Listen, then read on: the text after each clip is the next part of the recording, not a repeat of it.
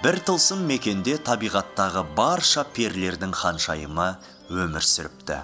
Оның айналасында түссіз перілер көп болатын. Олар желмен бірге ұшып, бұлттарда ұйықтап, түн сайын күміс айға сүйсінетін. Перілердің өмірі мұңсыз, жайбарақат екен. Бірақ ханшайым жалығып жүрді.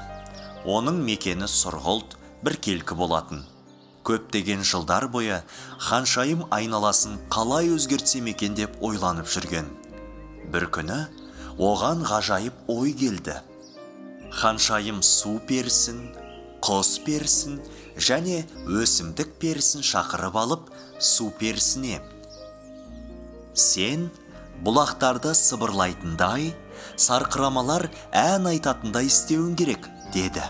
Дарынды бала әлемі.